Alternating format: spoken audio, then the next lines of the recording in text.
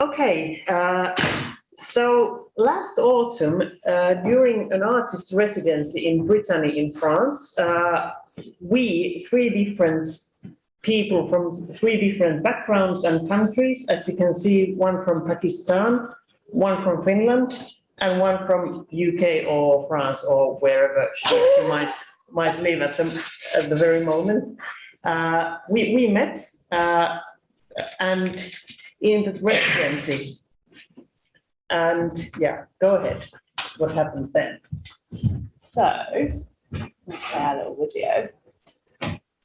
So we were all there to do an artist residency, and the project that I had proposed is kind of overlapping with my PhD research, and in terms of methodology anyway, and it was to use the space of a photography session to mark a separate space in order to explore different stories, ideas, and people's connection to place.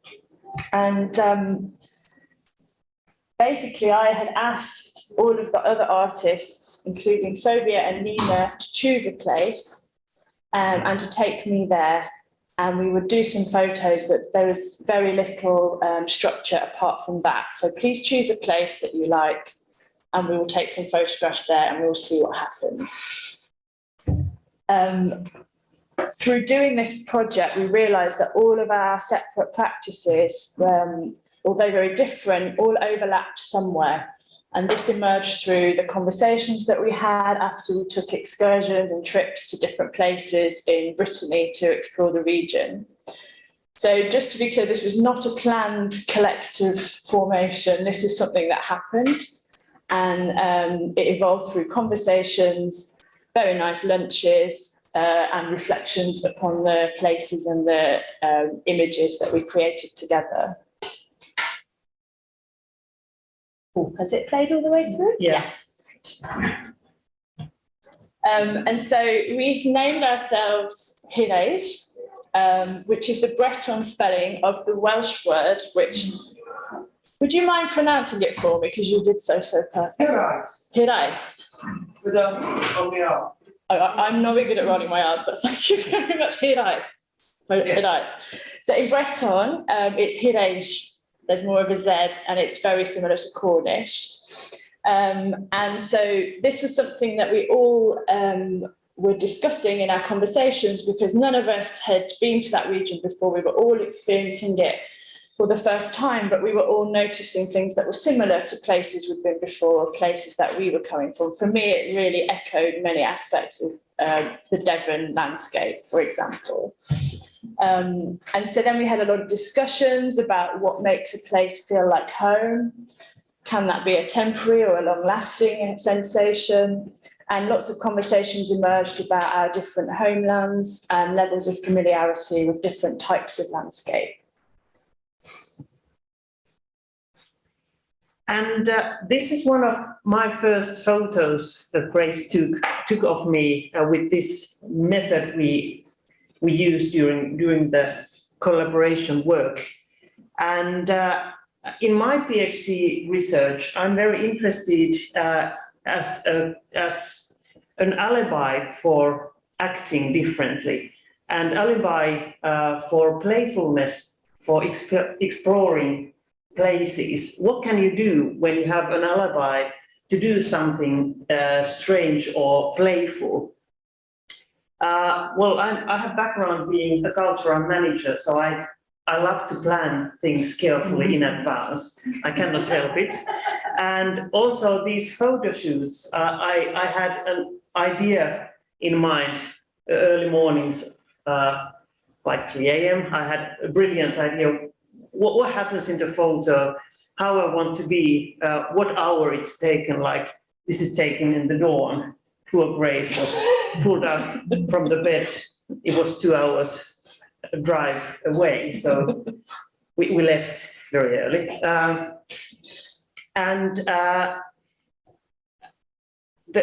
I very much like the idea that you can play freely with the scenery and place when there's a camera somehow witnessing it so you don't have to care about the bypassers. What might they think? If you do that alone, it might look very, very strange what is happening and going on there. So what allows playfulness? What else can it be than a camera? But a professional looking camera is a very good excuse for being crazy. So Sobia's approach is very different to Nina's.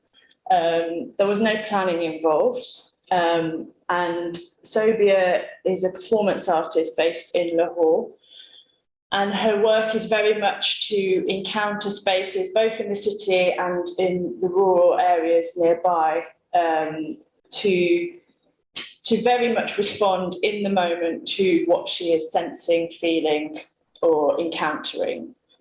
And so Sobia said to me, I will choose the place when we get there. So we all knew we wanted a forest, and we went to this wonderful, I don't know if I pronounce this correctly, Hiraezh,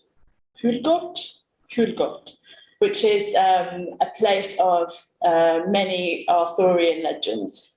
So it's quite a touristy forest in sort of, we were in Finisterre, which is basically Land's End, got the Breton word for Land's End. So it was far west of Brittany. And this was just very different. Sobia wanted to take 30 minutes to explore the landscape, to find a place that she enjoyed. And it became much more of a route through a space with Sobia that I followed. So she would interact with rocks and other aspects of the landscape. And it was very much an evolving journey through that particular woodland. I also just want to mention, this is something I notice a lot when I'm working with people in photography, is some people, like the image you just saw of Nina was very much, I have an image and it has a lot of stillness and there's a real presence. And my role is then to capture the stillness. And with Sobia, my role was to capture the movement or to follow the movement, and the photo shoot was a very different experience for me as well.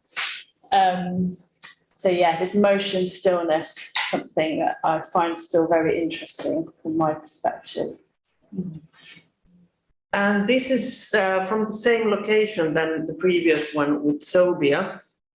I discovered this place a day earlier. I went there and I saw this rock, and I immediately knew that, oh, this is my rock nest where I want to be photographed in. And also the tempo of the surrounding is part of you, because the rocks are very, very still and very slow.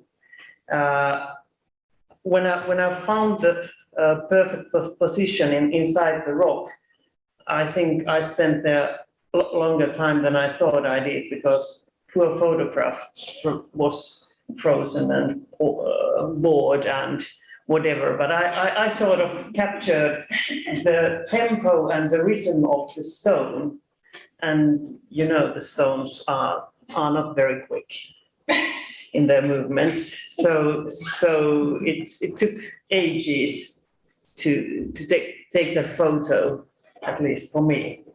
And I think also, just to add, like, it's a very interesting process. Sometimes when I do photo shoots, people expect to be directed and led by me, and that is possible. But what's much more exciting is for there to be a conversation or a flow that goes backwards and forwards. And so I felt very much like I was led here, and then I'm waiting for you to have your experience and to feel like it's time to leave the rock, for example, which was some time. But it happened. It did. Yeah. And then, as you can see from this image, this is November, just to be clear, and it's northwest France. So what was interesting here, and this is obviously one of the advantages of photography as a medium, which can arguably be a problem, and that's a whole other conversation, is that we've we've just focused here on the water and Sonia experiencing the water and a moment from the ritual that she did impromptu in the river.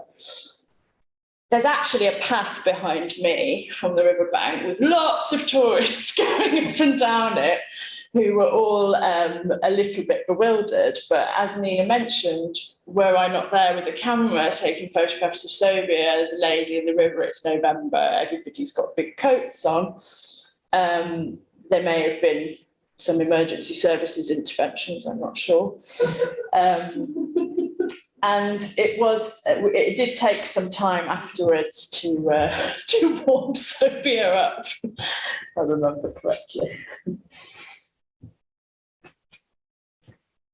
And even though I like to plan, and I had planned my scenes carefully in advance, I wanted to know where to go, and I wanted stillness. Sometimes the place takes over. So this location wasn't planned at all.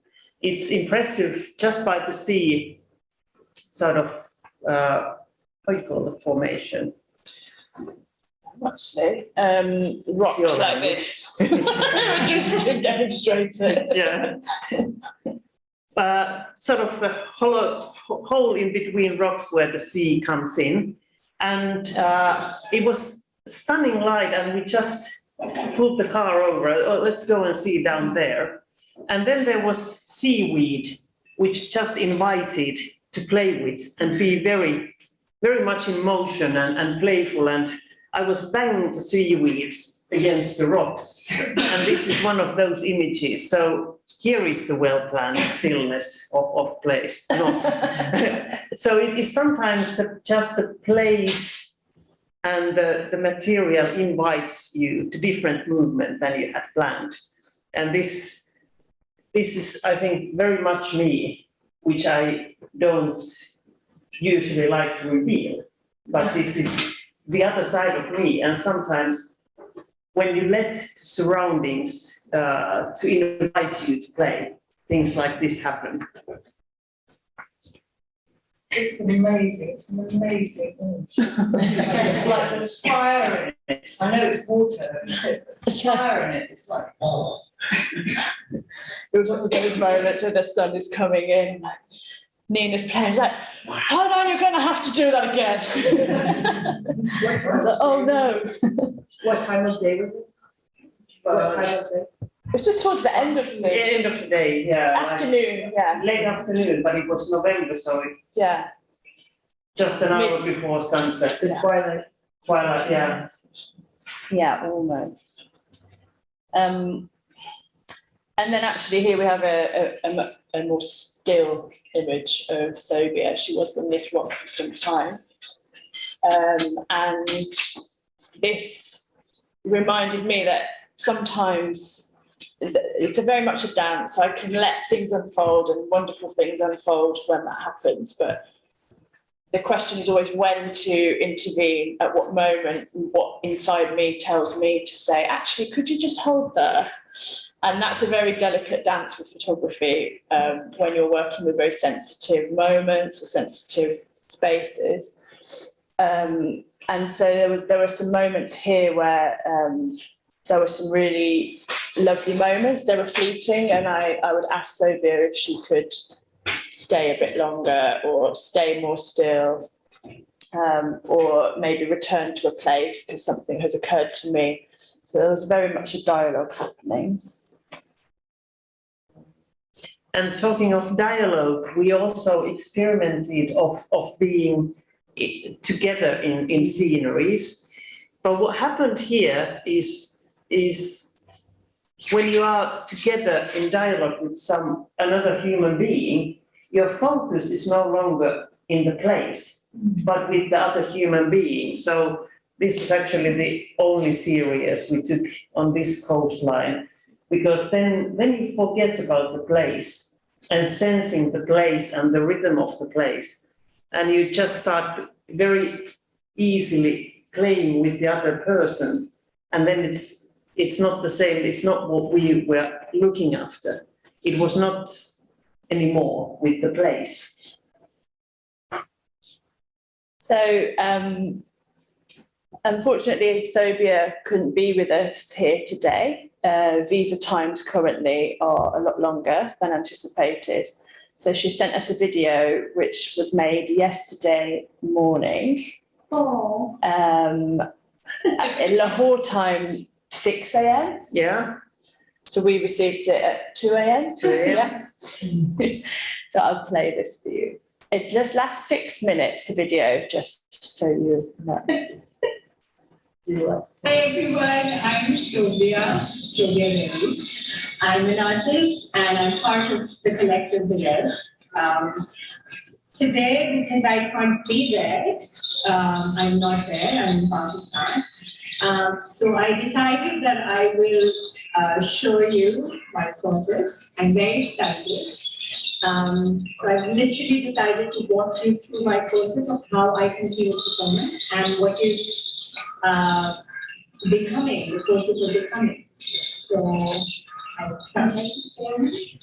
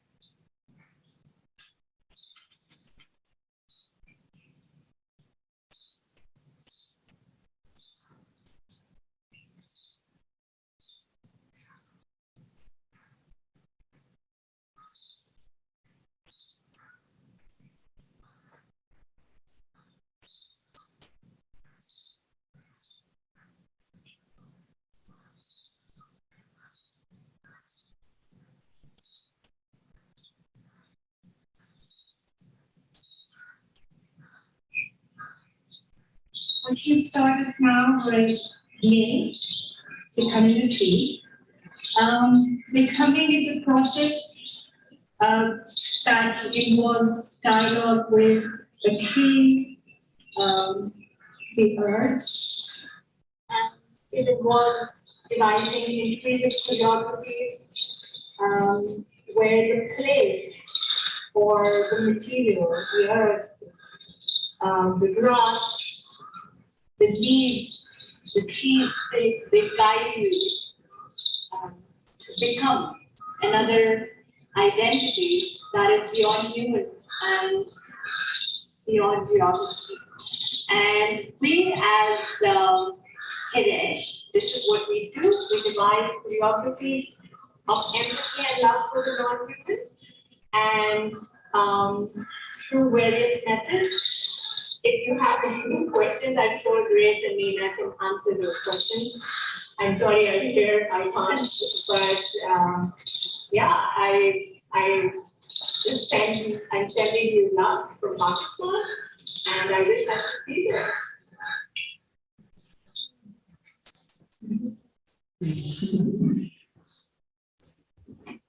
Right, so thank you very much. I think we've got 7 minutes for any questions that you may have. Oh. I'm interested to know, I loved all this that was doing. I'm interested to know whether the three of you have intentions to get together again in real time in different places and what the future holds for you collective.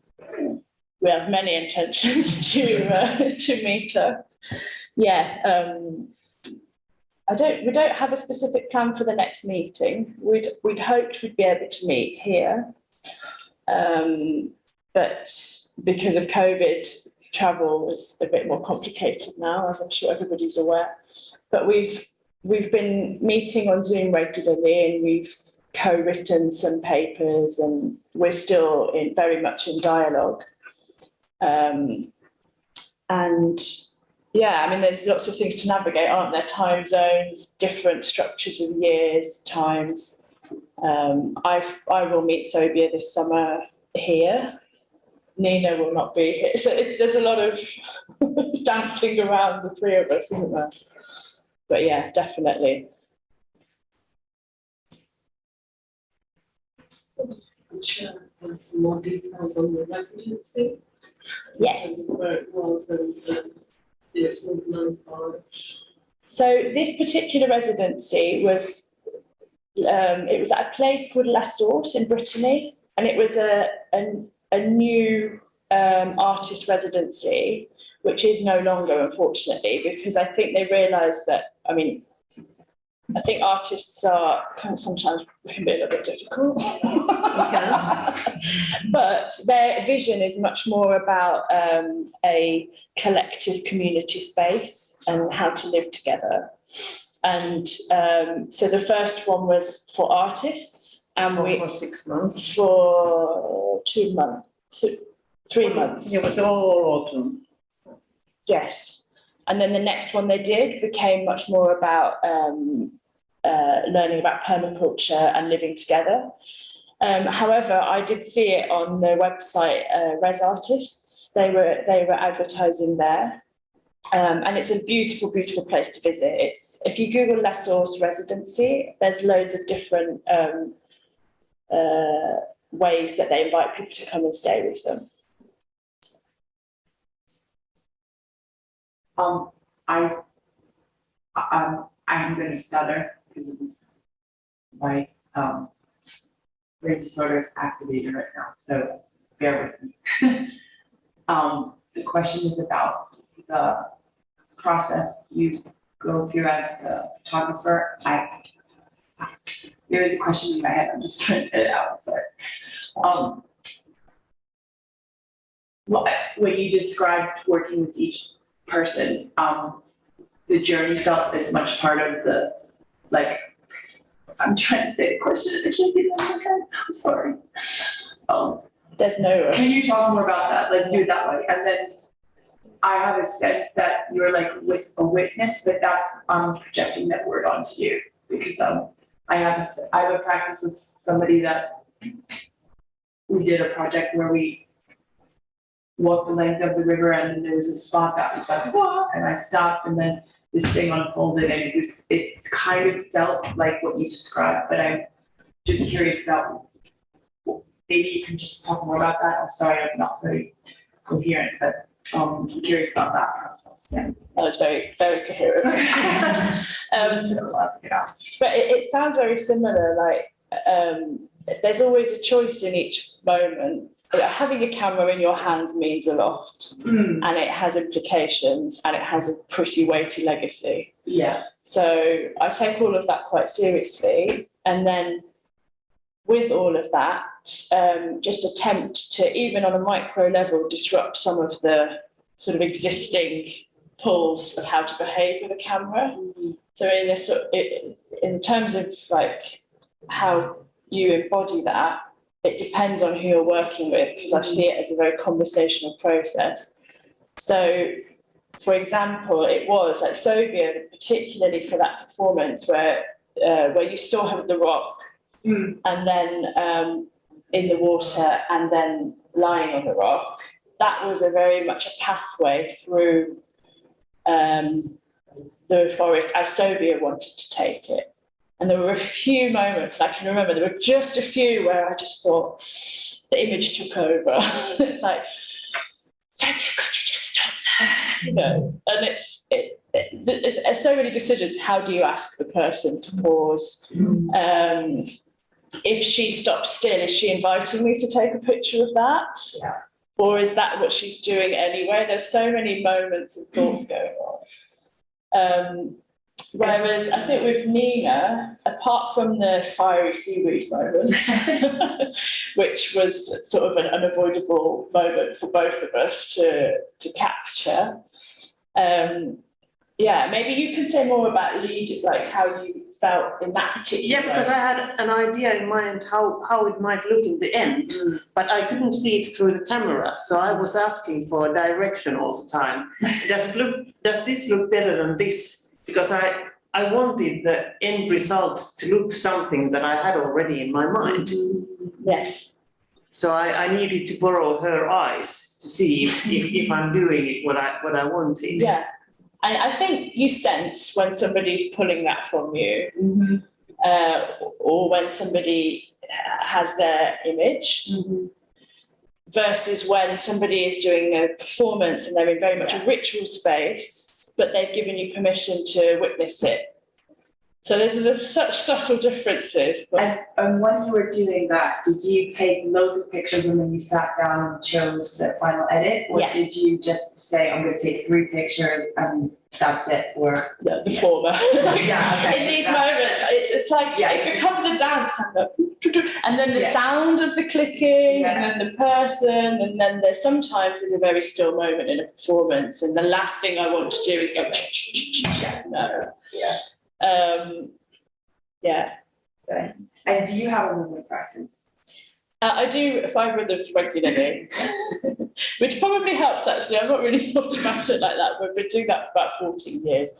And I think just the practice of being with other bodies as a photographer for a really long time as well is very much like something I can't probably articulate very well with words, but I do. Yeah. Thank you. Thank you. Great question. Time's up. Okay. Yeah. Can you just go back to the fiery photo again? Yeah. One more look at it. That's like a tower.